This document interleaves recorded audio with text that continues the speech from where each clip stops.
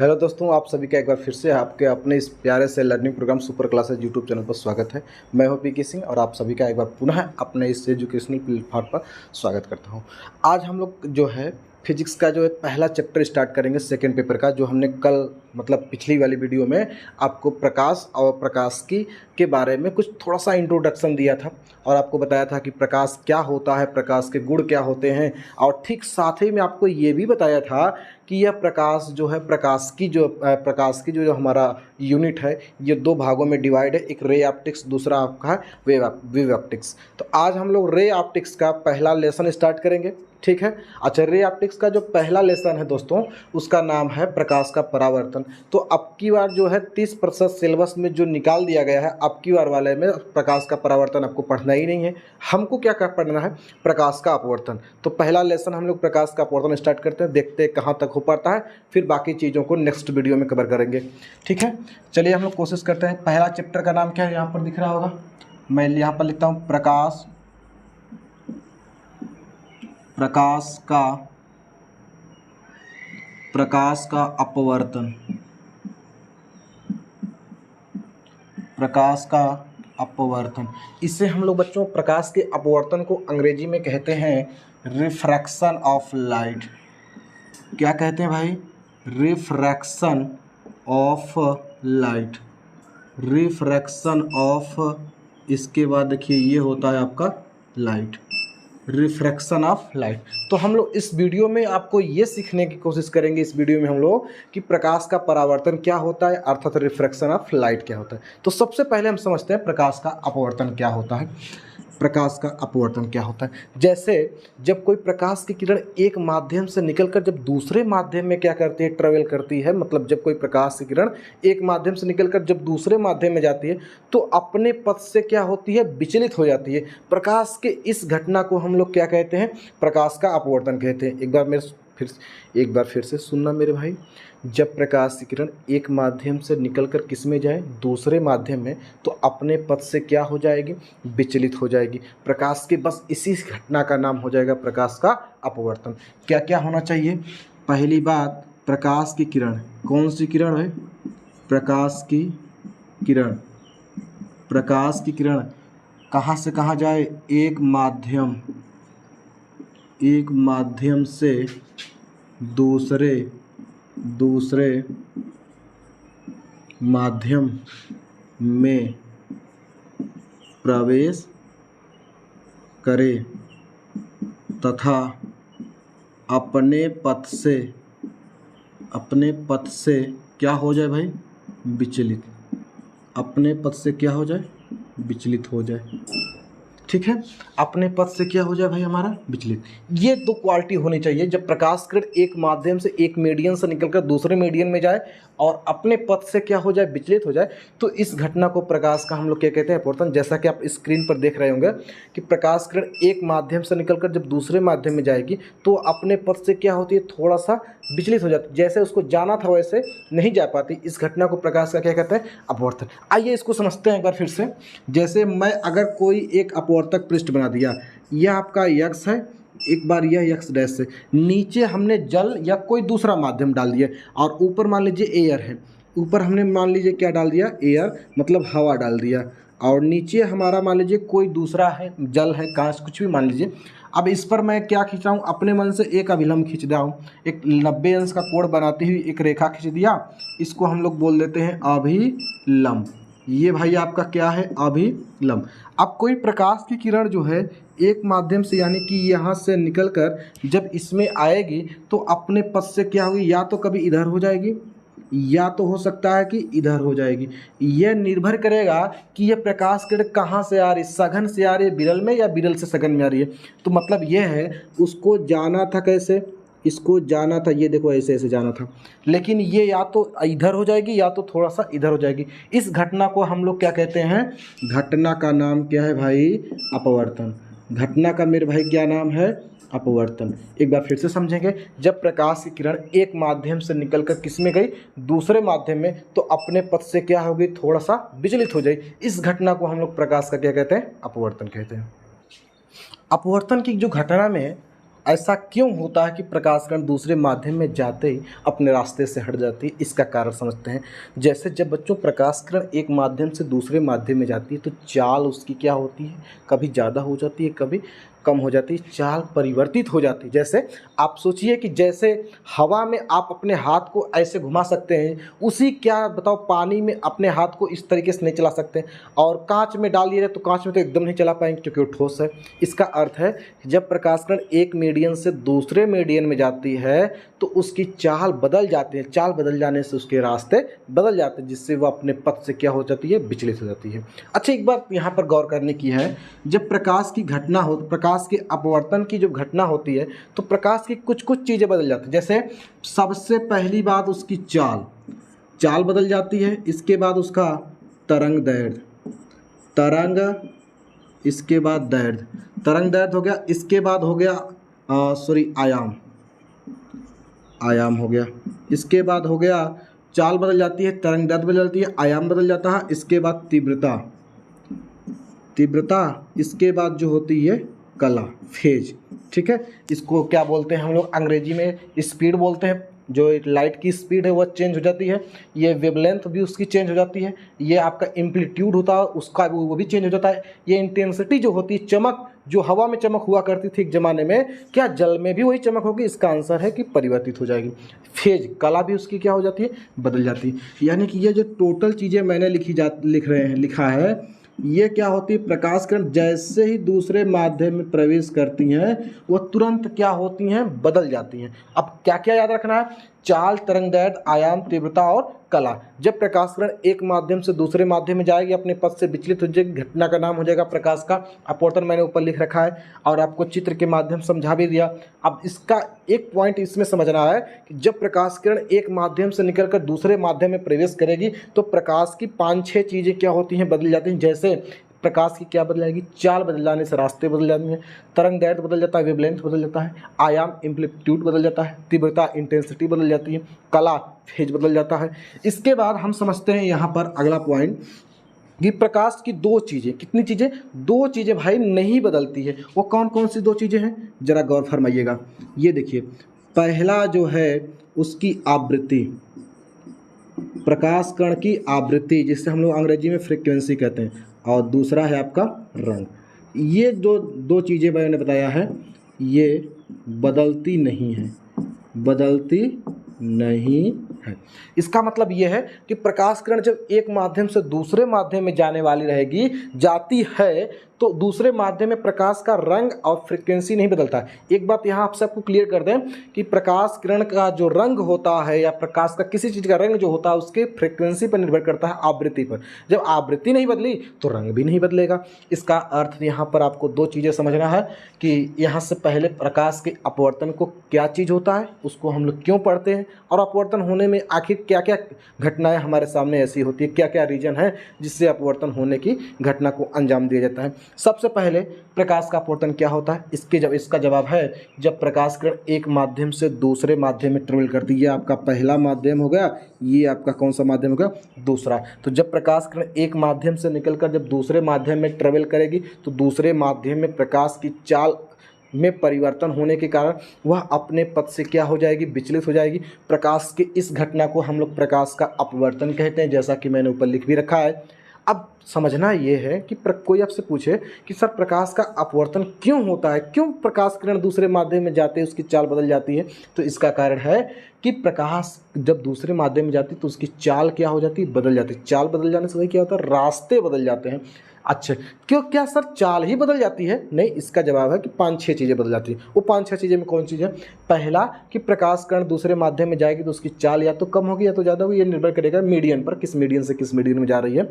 या तो उसका चाल बदल जाती है, दूसरा आपका तरंग दैर्ध्य बदल जाता है, आयाम बदल जाता है, तीव्रता बदल जाती है, कला बदल जाती है। हाँ, 2 चीज़ें ऐसी है जो दूसरे माध्यम में जाने के बाद भी बदलती नहीं है। वो कौन कौन सी भाई? एक आपका फ्रीक्वेंसी, दूसरा आपका कलर, अर्थात प्रकाश का रंग और प्रकाश की आवृत्ति। 2 चीज़ें हो जो होती हैं दूसरे माध्यम में जाने के बावजूद भी बदलती नहीं। तो आप क्या करिएगा, इसे स्क्रीनशॉट लीजिएगा और ये चीज़ें अपने नोटबुक में ऐड करते रहिएगा, ठीक है, और जिससे आपको दोहराने में आसानी होगी। अब मैं इसको मिटा के कुछ चीज़ें आपको और बताता हूँ। ये प्रकाश का अपवर्तन क्लियर हुआ। प्रकाश जब एक माध्यम से दूसरे माध्यम में जाएगी तो अपने पथ से विचलित होगी। इस घटना को हम लोग प्रकाश का क्या कहेंगे? अपवर्तन कहेंगे। आइए कुछ चीज़ों को और समझते हैं। समझने का मतलब ये है कि दुनिया में देखिए दो चीज़ें होती हैं, एक आपका निर्वात होता है, एक आपका क्या होता है भाई मेरे? निर्वात होता है, जिसे अंग्रेजी में वैक्यूम कहा जाता है। जिससे अंग्रेजी में हम लोग क्या कहते हैं भाई? वैक्यूम कहा जाता है। वैक्यूम मतलब जहाँ पर माध्यम के गैस के धूल के कोई कण मौजूद ही नहीं हो, कण नहीं है, मैं यहाँ पर लिख देता हूँ कण। जहाँ पर कोई कण, धूल के कण, गैस के कण नहीं है, उस स्थान को क्या कहा जाता है? निर्वात कहा जाता है। लेकिन कुछ जगह पर क्या होता है कि कण होते हैं, तो उसे हम लोग माध्यम कहा जाता है। उससे हम लोग क्या कहते हैं भाई? माध्यम कहते हैं, अंग्रेजी में मीडियन कहते हैं, मीडियन। अब बात यह है कि यहाँ पर कण है, यहाँ पर कण क्या है? कण है। अब जब कण है तो इसका अर्थ है कि कण जो होंगे कि हो सकता है कि कुछ जगहों पर कणों की संख्या पास पास हो और कुछ जगहों पर कणों की संख्या अपेक्षाकृत क्या हो? दूर दूर हो। तो इसका अर्थ यह हुआ कि जो मीडियन होता है ये दो प्रकार का हो सकता है। जैसे मैं यहाँ पर आपको तोड़ के समझाता हूँ। पहला जो है आपका हो गया सघन माध्यम, एक होता है आपका सघन, इसके बाद माध्यम। अब सघन माध्यम क्यों इसे कहा जाता है? क्योंकि इस माध्यम में जो कण होते हैं, कण जो होते हैं यह क्या होते हैं? पास पास होते हैं। कण जो होंगे क्या होंगे भाई? पास पास। जहाँ पर जिस माध्यम में कण जो होंगे बहुत पास पास होंगे वह माध्यम आपका क्या कहलाएगा? सघन कहलाएगा।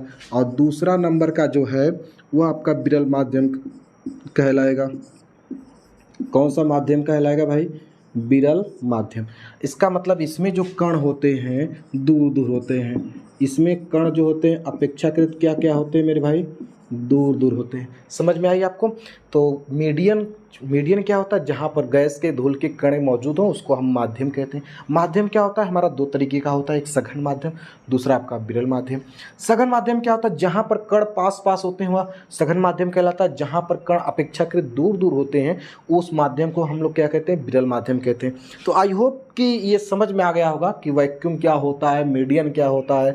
और इसका रीज़न ये है बताने का कि अभी आपको हम आगे सिखाएंगे कि जब प्रकाश किरण हो सकता है कि एक बार सघन माध्यम से निकलकर विरल में जाए, या हो सकता है विरल माध्यम से निकलकर किस में जाए? सघन में। तो उसके साथ होगा क्या, ये चीज़ों को आपको समझना, इसलिए मैंने इसको पहले बता रखा है। अब आपको यहाँ पर मिटा के फिर मैं आपको अगली चीज़ बता रहा हूँ।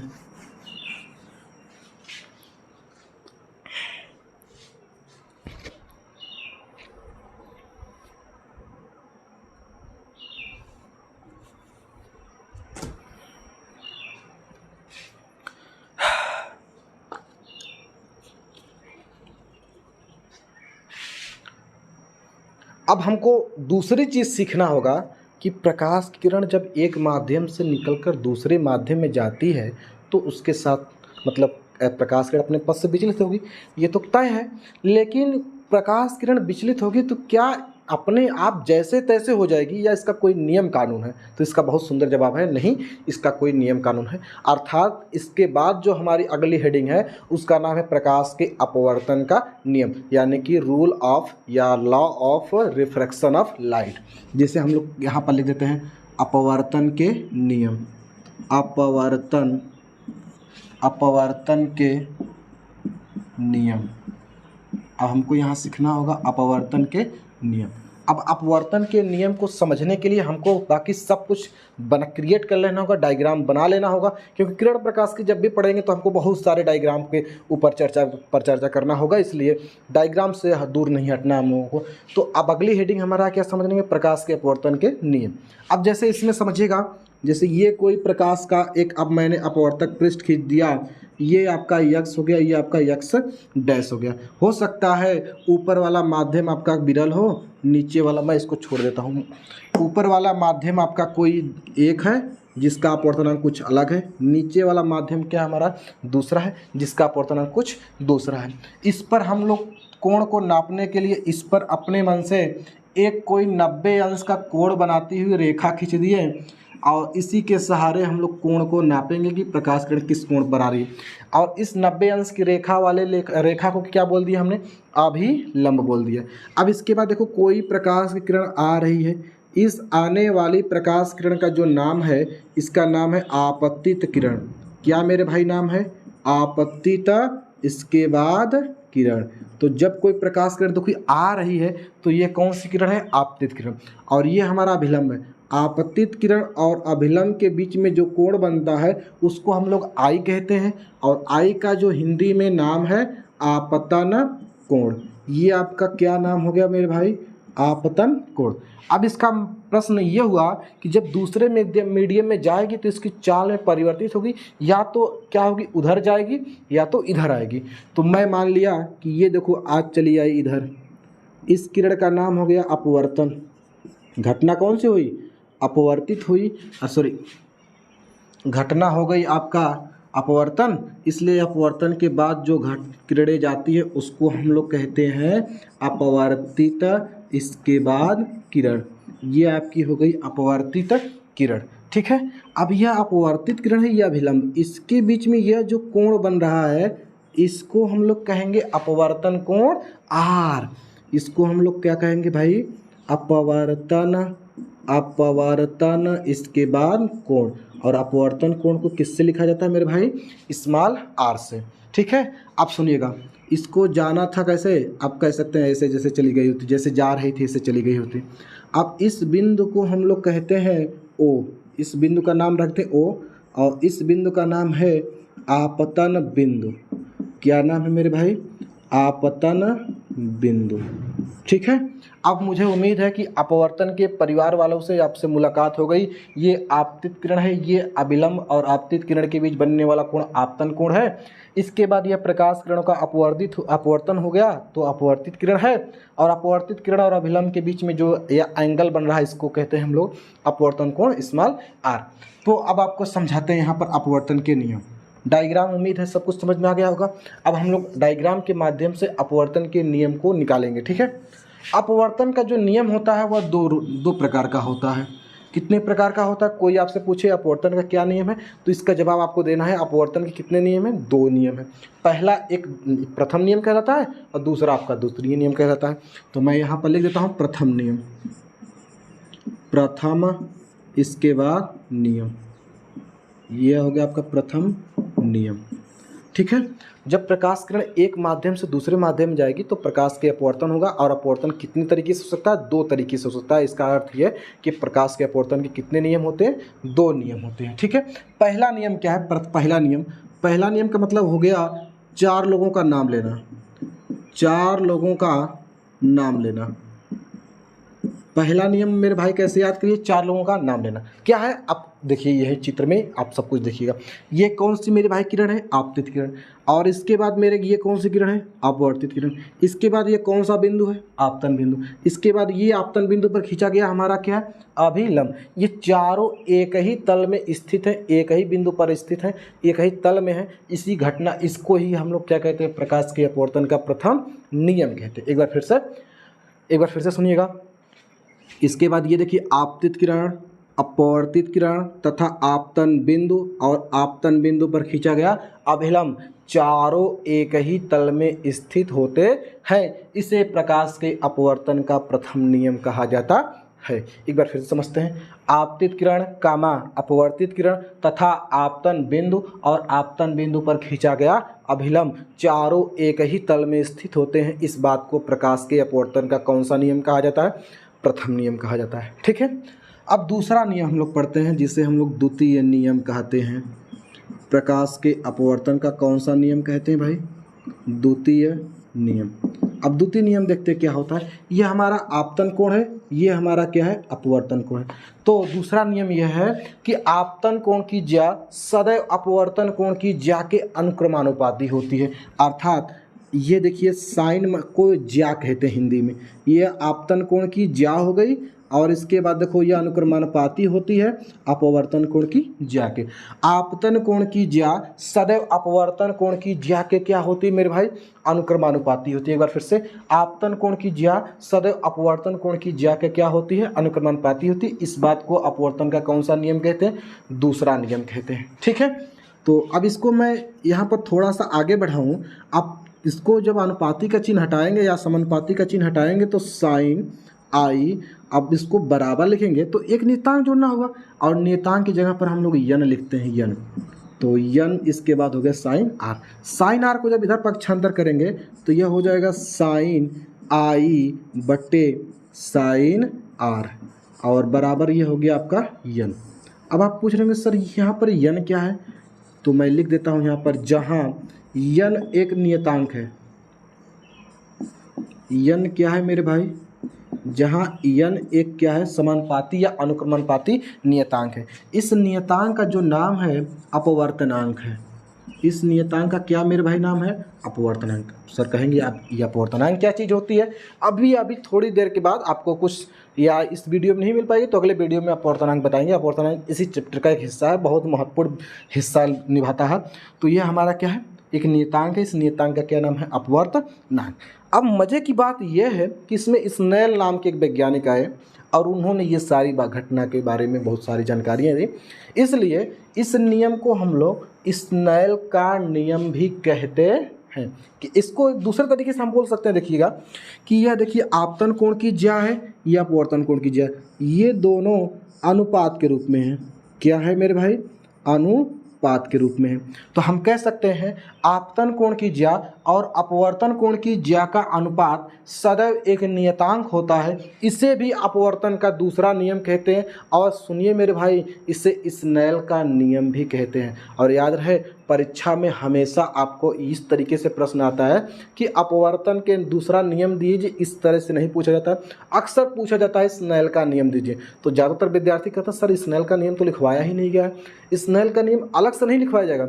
स्नेल का नियम को पढ़ने के लिए आपको अपवर्तन का दूसरा नियम को ही समझना होगा और यहीं पर आपको बोलना होगा आपतन कोण की ज्या तथा अपवर्तन कोण की ज्या का अनुपात सदैव एक क्या होता है, नियतांक होता है। इस बात को हम लोग क्या कहते हैं, स्नेल का नियम भी कहते हैं और अपवर्तन का दूसरा नियम भी कहते हैं। उम्मीद है कि अपवर्तन का पहला नियम दूसरा नियम समझ में आ गया होगा। एक बार पुनः इसको दोहराते हैं। अब गर्मी बहुत ज़्यादा है, थोड़ा सा वीडियो को लाइक कर दिया करो, आप लोगों के लिए बड़ी मेहनत करना पड़ता है हमको। अपवर्तन के कितने नियम हैं, आंसर 2। पहला नियम अपवर्तन का 4 लोगों का नाम लेना। 4 लोगों का नाम का मतलब आपतित किरण, फिर इसके बाद अपवर्तित किरण, इसके बाद कौन सा बिंदु, भाई साहब आपतन बिंदु, और भाई साहब पर खींचा गया अभिलंब अभिलंब। चारों एक ही तल में स्थित होते हैं। इसे अपवर्तन का कौन सा नियम कहते हैं, प्रथम नियम कहते हैं। दूसरा नियम क्या है, आपतन कोण की ज्या अपवर्तन कोण की ज्या के क्या होती है, अनुक्रमानुपाती होती है। इसे हम लोग अपवर्तन का दूसरा नियम कहते हैं। अब थोड़ा सा यहीं से 2 स्टेप आगे बढ़ेंगे तो ये मिलेगा आपतन कोण की ज्या तथा अपवर्तन कोण की ज्या का अनुपात सदैव एक नियतांक होता है। इसे भी हम लोग अपवर्तन का दूसरा नियम कहते हैं और इसे हम लोग स्नेल का नियम भी कहते हैं। उम्मीद है भाई आपको समझ में आ गया होगा। और ये सारी चीज़ों को पहले मैं कह रहा हूँ स्क्रीनशॉट ले लीजिए और अपने नोटबुक में ऐड करते रहिएगा। अब आपको थोड़ी सी जो पिछली जानकारी आपको दिए थे वैक्यूम और मीडियन के बारे में, उससे रिलेटेड कुछ चीज़ों को पढ़ते हैं, फिर आगे हम लोग कवर करते हैं। ठीक है, अब समझते हैं कि अपवर्तन जो होता है 2 स्थितियों में नहीं होता है, अर्थात अपवर्तन ना होने की शर्तें। अपवर्तन ना होने की शर्तें। देखिए मेरे भाई, सबसे पहली बात यह है अपवर्तन क्या चीज़ होता है, अपवर्तन के नियम क्या होते हैं। फिर अपवर्तन बच्चों क्या होता है कि 2 स्थितियों में अपवर्तन नहीं होता है और दोनों स्थितियों को पहले जान लेते हैं।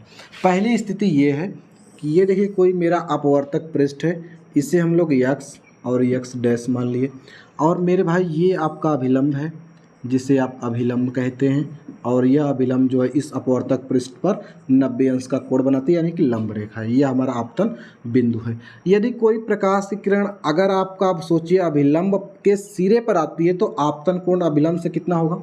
0 अंश।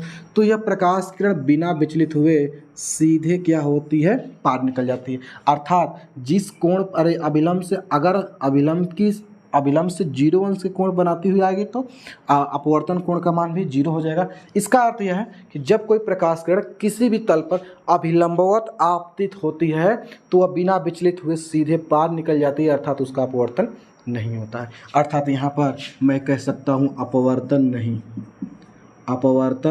नहीं होता है। यहाँ पर प्रकाश किरण का अपवर्तन नहीं होता है। ये आपकी पहली स्थिति होगी। दूसरी स्थिति ये हो गई आपकी कि ये आपका, मान लीजिए आपका अपवर्तक पृष्ठ है, ये आपका पहला माध्यम इधर था, ये वाला दूसरा था, ये वाला भी आपका पहला मान लीजिए, ये आपका हो गया दूसरा। इसके बाद देखिए ये आपका अभिलंब है।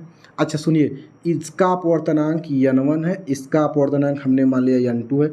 आज आपको n1 बराबर n2 कर दे, यानी कि दोनों ओर के माध्यम का अपवर्तनांक यदि बराबर है तो यह प्रकाश किरण जैसे आएगी वैसे चली जाएगी, अपने पथ से विचलित नहीं। अरे भाई सोचो, जाहिर सी बात है कि अगर हवा और हवा में प्रकाश किरण जाए तो उसका अपवर्तनांक बराबर है तो अपने पथ से विचलित नहीं होगी। जल से जल ही में जाए जिसका अपवर्तनांक दोनों का बराबर हो तो अपने पथ से विचलित नहीं होगी और उसका अपवर्तन नहीं होगा। तो दो स्थिति में अपवर्तन होता है। पहला, जब प्रकाश की किरण किसी भी तल पर अभिलंबवत आपतित हो तो उसका विचलन नहीं होगा, जैसे आएगी वैसे चली जाएगी। और जब दोनों ओर माध्यम का अपवर्तनांक आपस में बराबर हो तो भी प्रकाश किरण जैसे आएगी वैसे चली जाएगी, अर्थात उसका विचलन नहीं होगा। अब मैं कुछ चीज़ों को आगे एक्सप्लेन करने वाला हूँ, उसको बहुत गौर से समझेंगे हम लोग, क्योंकि बहुत इम्पोर्टेंट चीज़ें हैं। अब ये समझते हैं कि जब प्रकाश की किरण विरल माध्यम से सघन माध्यम में जाए तो उसके साथ क्या होगा, और दूसरा कि सघन से जब विरल में जाए तो उसके साथ क्या होगा। तो एक एक करके हम लोग सीखते हैं। जैसे मैं पहली हेडिंग लगा दिया, जब प्रकाश की किरण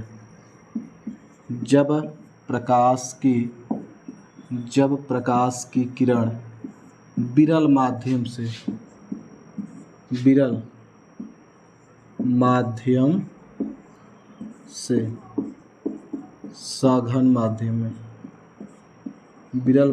से सघन माध्यम में प्रवेश करे, यानी कि मैंने एक हेडिंग लगा दिया, जब प्रकाश किरण विरल माध्यम से सघन माध्यम में प्रवेश करे तो उसके साथ क्या होगा, बाकी चीज़ों को एक्सप्लेन करके समझेंगे।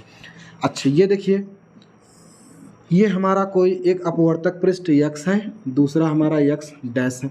अगर हमको आपतित किरण का आपतन कोण और अपवर्तन कोण निकालना होगा तो हमको इस पर क्या खींचना होगा मेरे भाई, एक अभिलंब खींचना होगा जो इस अपवर्तक पृष्ठ पर 90 अंश का कोण बनाएगी। इसे हम लोग कह दिए क्या, अभिलंब। यह आपका क्या है, अभिलंब। और ऊपर वाले माध्यम का नाम आज हमने रख दिया विरल, और नीचे वाले माध्यम का मैंने नाम रख दिया सघन। आज कोई प्रकाश किरण आ रही है विरल माध्यम से सघन माध्यम में, आपका कोई प्रकाश किरण विरल माध्यम से आई सघन माध्यम में, ये वाला कोण आप देख रहे होंगे, इस कोण को आप लोग आपतन कोण कहते हैं। अभी भी मैंने आपको पढ़ाया। अब जब कोई प्रकाश किरण विरल माध्यम से सघन माध्यम में जाएगी, हो सकता है विरल माध्यम में प्रकाश की चाल v1 हो और इसमें चाल कितनी हो, v2 हो। तो आप मुझे बताइएगा, यहाँ पर कण पास पास हैं, यहाँ पर कण क्या है, दूर दूर हैं। तो जब विरल माध्यम से सघन माध्यम में जाएगी तो उसके कण जो होंगे प्रकाश की चाल को रोकेंगे और इस माध्यम में प्रकाश की चाल इसकी अपेक्षाकृत कम होगी, और कम होने से यह अभिलंब की ओर झुक जाएगी। इसका मतलब ये है कि जब प्रकाश किरण विरल माध्यम से सघन माध्यम में जाती है तो अभिलंब की ओर झुक जाती है। ये देखिए, ये ऐसे। अब इसको जाना था कैसे, ऐसे, ये देखो ऐसे।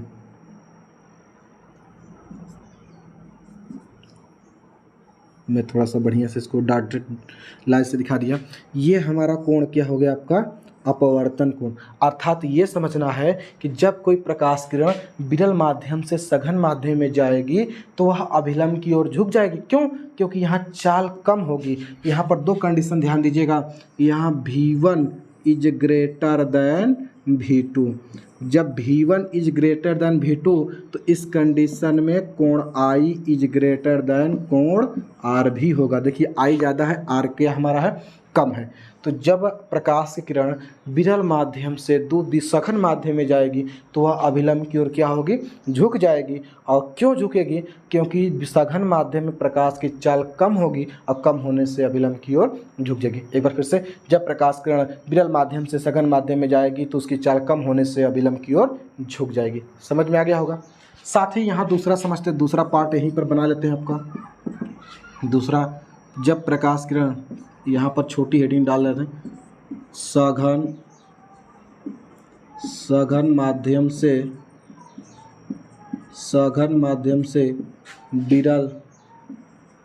विरल माध्यम में प्रवेश करें। यानी कि जब प्रकाश की किरण सघन माध्यम से अब कहाँ जाने वाली है, विरल माध्यम में। तो जब प्रकाश की किरण अब सघन माध्यम से विरल माध्यम में जाएगी, यहाँ विरल से किस में गई थी, सघन में, तो उसके साथ क्या होगा, जरा गौर फरमाते हैं हम लोग। ये देखिए, कोई हमारा एक अपवर्तक पृष्ठ है जिसको यक्स और यक्स डैश हमने मान लिया।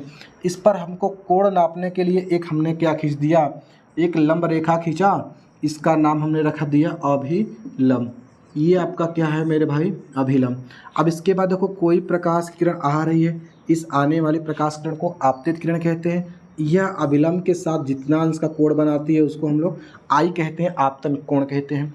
अब यहाँ पर ये आपका प्रकाश, ये जो प्रकाश की सघन माध्यम है और ये भाई मेरे मान लीजिए क्या है, विरल माध्यम। तो जब प्रकाश किरण सघन माध्यम से विरल माध्यम में जाएगी तो सघन माध्यम में चाल V1 है और यदि विरल माध्यम में चाल V2 है तो इस कंडीशन में V2 is greater than V1 हो जाएगा। यानी कि विरल माध्यम में चाल हमेशा क्या होती है, ज़्यादा होती है, सघन माध्यम में चाल हमेशा लाइट की क्या होती है, कम होती है। तो जब प्रकाश किरण सघन माध्यम से विरल माध्यम में प्रवेश करेगी तो चाल अधिक होने से यह अभिलंब से क्या हो जाएगी, दूर चली जाएगी। ये देखिए दूर चली गई अपवर्तित किरण। अब यह अपवर्तित किरण अभिलंब से साथ जो कोण बनाएगी उसे हम लोग क्या कहते हैं, अपवर्तन कोण R कहते हैं। इस कंडीशन में यहाँ पर आप लिख सकते हैं V2 is greater than V1, मैंने यहाँ भी लिख रखा था। और इस कंडीशन में देखिए R ज़्यादा है, I कम है, यानी कि R is greater than I। ठीक है, अब आपको शायद दोनों को एक सम्मिलित रूप से समझा देते हैं। जब प्रकाश किरण विरल माध्यम से सघन माध्यम में जाएगी तो चाल कम होने के कारण अभिलंब की ओर क्या हो जाएगी, झुक जाएगी। अच्छा, इस कंडीशन में आपतन कोण का मान अपवर्तन कोण से ज़्यादा होगा और V1 का मान V2 से क्या होगा, ज़्यादा होगा। जब प्रकाश किरण सघन माध्यम से विरल माध्यम में प्रवेश करेगी तो क्या होगा, अभिलंब से जब प्रकाश किरण सघन माध्यम से विरल माध्यम में जाएगी तो चाल अधिक होने से, यह चाल अधिक होने से क्या होगी, अभिलंब से दूर भागेगी। अब दूर भागेगी तो इस कंडीशन में V2 is greater than V1 और ये क्या बोलते हैं इसको, small r is greater than small I, मतलब अपवर्तन कोण बड़ा होगा, आपतन कोण क्या होगा, छोटा होगा। समझ में आ गया होगा। इतनी बातें आपको समझ में आ गई होगी तो वीडियो को लाइक और शेयर जरूर करिएगा। आज भर इतना ही रखते हैं, वीडियो थोड़ी लंबी हो गई। अब नेक्स्ट वीडियो में बहुत चीज़ें आपको पढ़ाना है। अपवर्तनांक क्या होता है, अपवर्तनांक से रिलेटेड बहुत सारी जानकारी आपको पढ़ाएंगे। अपवर्तनांक के बारे में जानने के बाद, अपवर्तनांक जब हम लोग सब कुछ सीख लेंगे तो इसके बाद हम लोग गोलीय पृष्ठों से अपवर्तन का जब सूत्र का निगमन करेंगे तो हमको बहुत ज़्यादा समझ में आएगा। आई होप कि ये सारा अपवर्तनांक आपको जो होगा पूरा ढंग से समझ में आया होगा। आप पूरा स्क्रीनशॉट ले सकते हैं। फिर इसके बाद हम मिलते हैं किसी नेक्स्ट वीडियो में। तब तक के लिए धन्यवाद। जय हिंद, जय भारत।